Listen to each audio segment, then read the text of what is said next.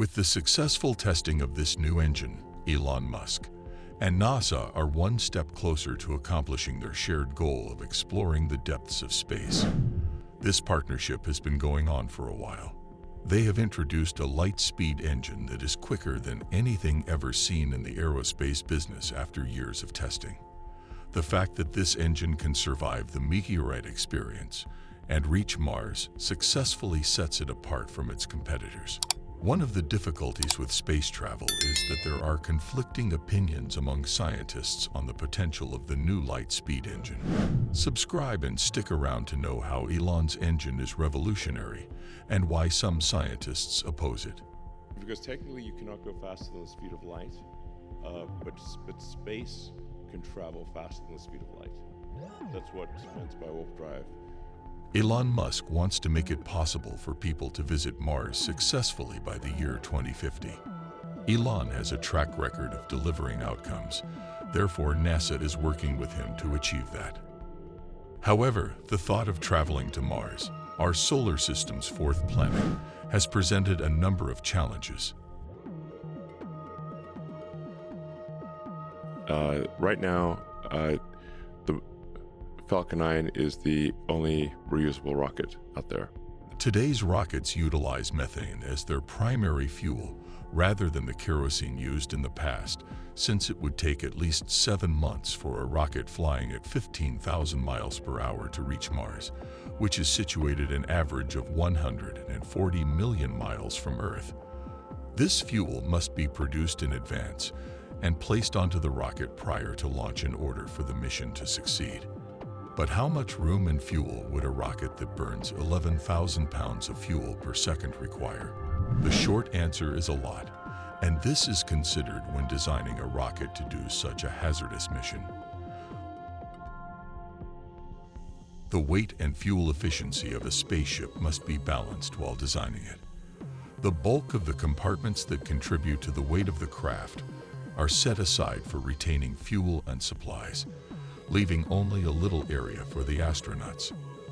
If you were to study the current Starship for the unique mission to Mars, the spacecraft is 120 meters above the Earth and has 33 Raptor engines with a 500,000-pound thrust capacity. Even though the engine is designed to be fuel efficient, having adequate fuel for a voyage to and from Mars will be difficult. This explains why all up to this time successful Mars trips have been robotic flights utilizing smaller rockets, as astronauts would not need to utilize more fuel or supplies required for a crewed mission. The potential of the new engine is frequently chemical. Rockets are based on the third law of motion, which states that the action and reaction forces must be equal in magnitude and directed in opposite directions. This notion is validated by the Falcon 9 space shuttle and the current Starship in construction, as they all rely on thrusters to generate propulsion.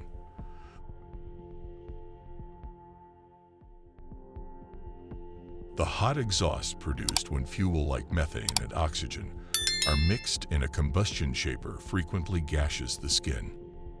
To hasten takeoff, steam and water are directed through a nozzle. The long-established norms are intended to be broken, yet this light-speed engine does just that. It will move without a propellant because of the rules of spatial relativity. Things become heavier when they approach the speed of light.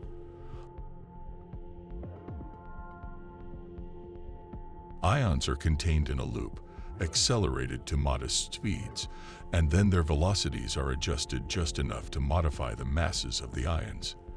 The engine will have a helical construction, like a stretched-out string, with no moving components other than the ions trapped inside of magnetic and electric fields that will be propelled back and forth in one direction to provide the necessary thrust. This high-speed engine intends to provide thrust without the need for fuel by employing contentious electromagnetic drive technology.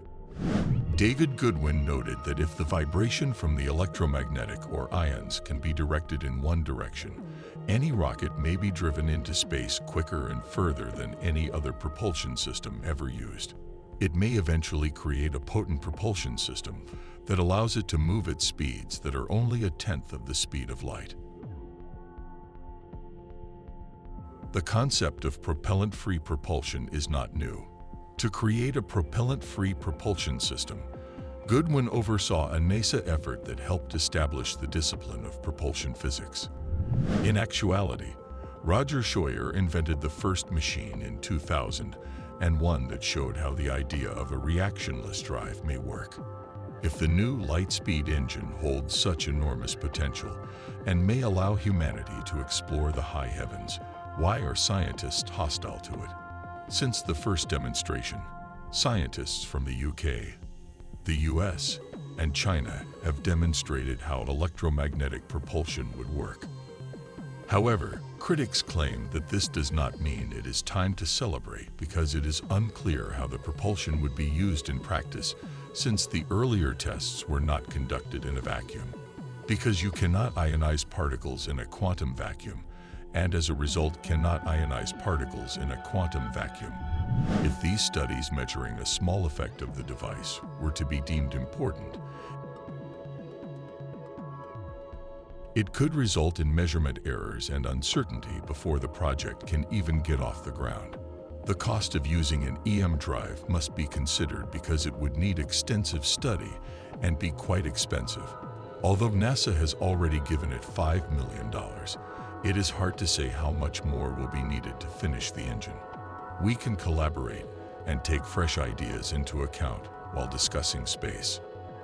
Roger Scheuer, who defended the EM drive, claimed that the highly lauded negative tests were based on a flawed design and that it was impossible to take them seriously given the various opinions and testing done on the drive.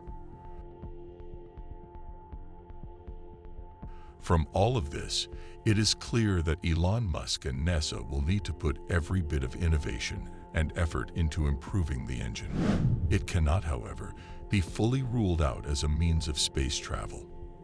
If they can manage that much, it will be one of humanity's most major steps towards becoming a multi-planetary species. Well, this brings an end to our video, but we will come back with some new and interesting videos of future in the future. Till then, make sure that you like our video and do share your views and opinions with us in the comments section below. Subscribe to the channel New World Tech to get tech videos from us regularly. And do not forget to hit the bell icon to never miss an update. Thanks for watching the video. We'll see you in the next one. Until then, peace.